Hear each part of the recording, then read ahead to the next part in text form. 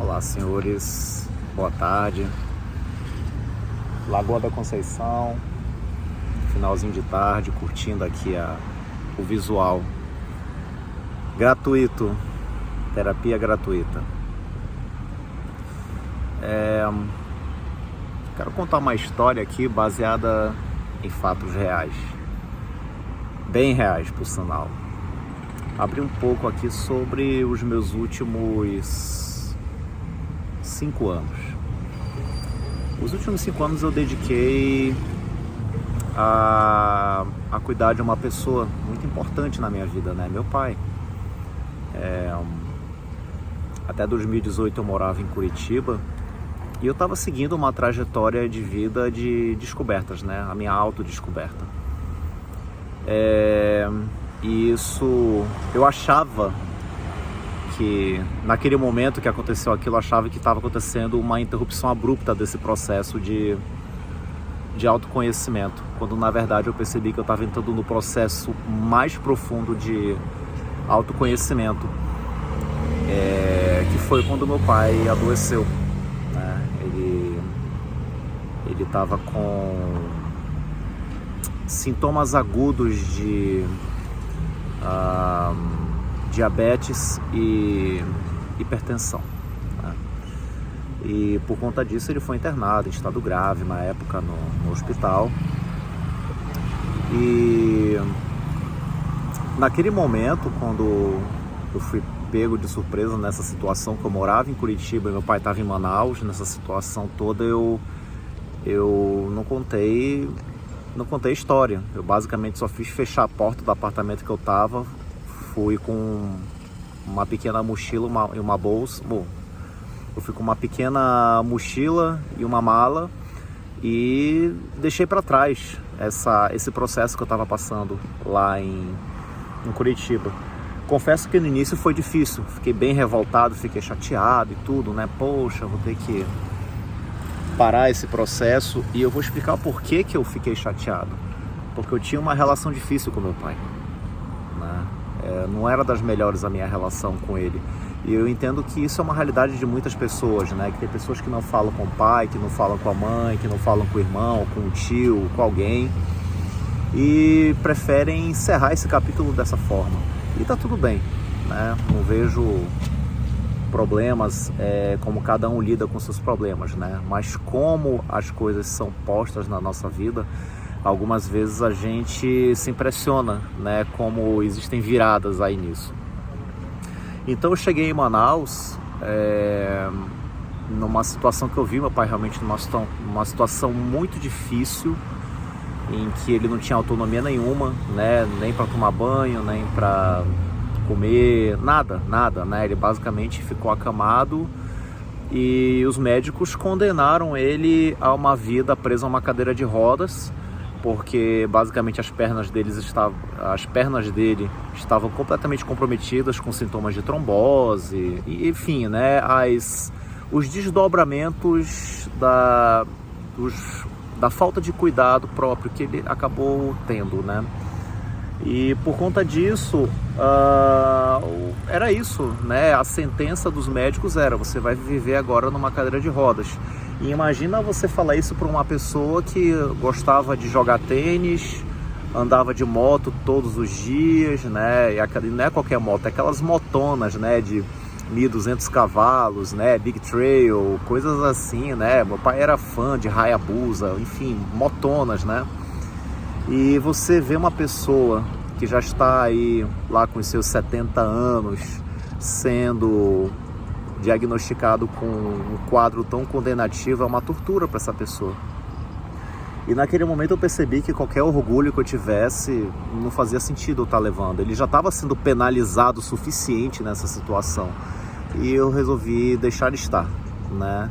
E foi a melhor decisão que eu tive, gente. Porque os próximos 5 anos eu descobri o melhor amigo que eu tive na minha vida, que foi meu pai, né? A gente teve uma relação quase que simbiótica nesses 5 anos, que foi um cuidado que a gente tinha um pelo outro. E em 6 meses que eu pude ter a oportunidade de estar com ele, esse diagnóstico condenativo da medicina foi pro lixo, porque em pouco mais de 6 meses ele já estava andando de bengala, com um pouco de apoio. A gente iniciou a fazer caminhadas. Eu lembro bem que no primeiro dia que eu fiz uma caminhada com ele, a gente caminhou, acho que no máximo uns 10 metros quando a gente saiu do carro, e ele parou assim: bora voltar pro carro, eu não tô bem. E aí eu falei: cara, tá tudo bem.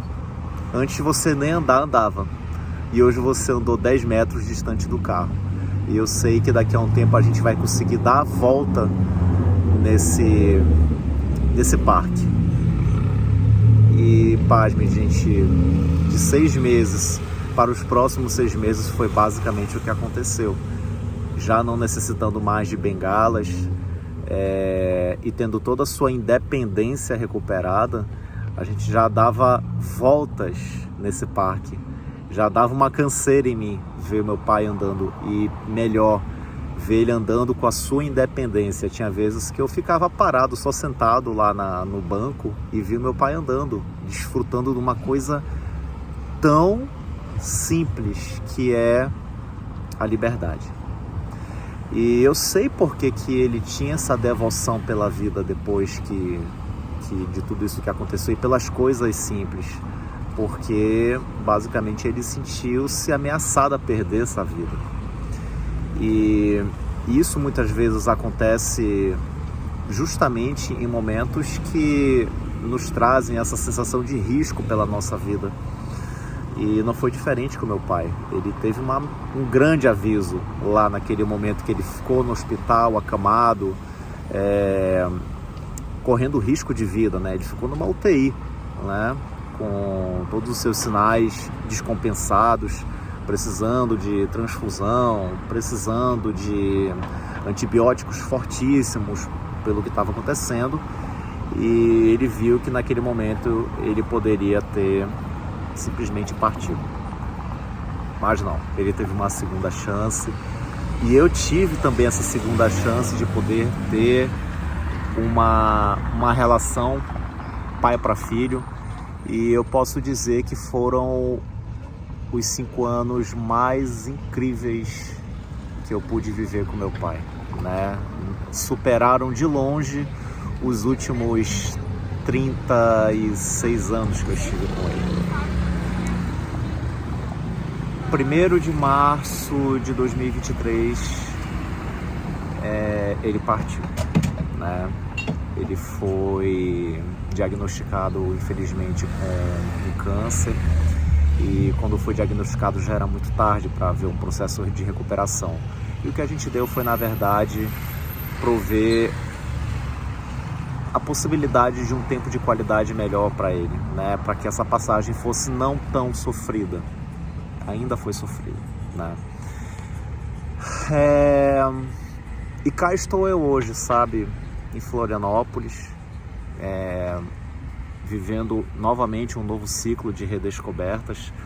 Mas o que eu queria trazer com toda essa história que eu estou trazendo aqui?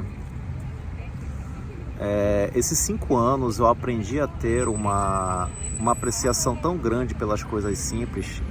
E às vezes é simplesmente esperar numa fila ou sentado num banco ao lado do meu velho, né? Que é uma coisa que muita gente hoje olha com uma impaciência, né? Ai, fica naquela coisa: meu Deus, como tá lento, como tá devagar, a pessoa tá muito acomodada e tal. Falou: gente, uma pessoa que já tá lá pelos seus 70 anos, muitas delas já tiveram pressa na vida e não tem mais pressa de ficar fazendo nada, querem fazer as coisas ao seu tempo, né? Famosa aquela letra daquela música, né?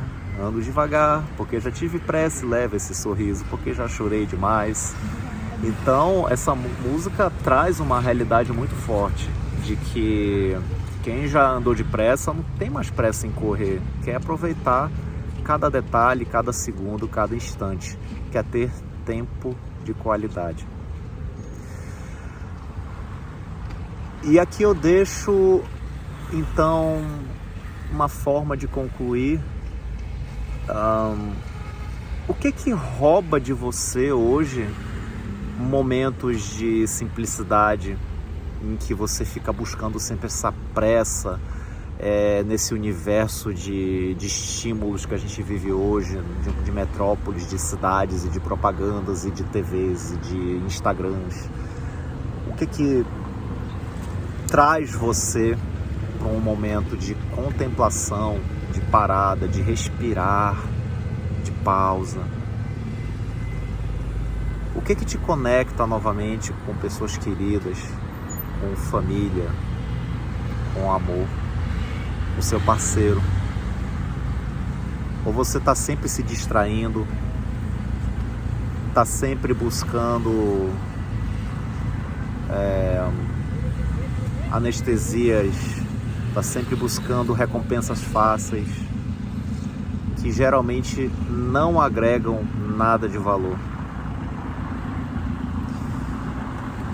A pergunta que eu deixo aqui é: quais são os seus maiores ladrões de tempo, da sua vitalidade, e os seus ladrões financeiros também? O que tira hoje de uma maneira desnecessária dinheiro do seu bolso? O que tira de você a sua atenção? O que te distrai hoje de uma forma que não vale a pena estar continuando? E o principal, o que está tirando seu tempo de vida? Porque vida é uma coisa que a gente não pode botar numa poupança. Temos as 24 horas por dia. O tempo é a moeda mais democrática que existe no universo. E ela foi inventada pelo homem também, né? Se não existisse o relógio, eu acredito que todos nós aproveitaríamos muito melhor o nosso tempo, visto que a gente não teria como contabilizá-lo. E então fica aqui a reflexão longa, mas para que a gente possa trazer um pouco à tona essa possibilidade de a gente estar com a gente mesmo, principalmente, porque a gente só consegue estar com os outros quando estamos com a gente mesmo inicialmente. Então, vou deixar aqui a indagação: quais são seus maiores ladrões?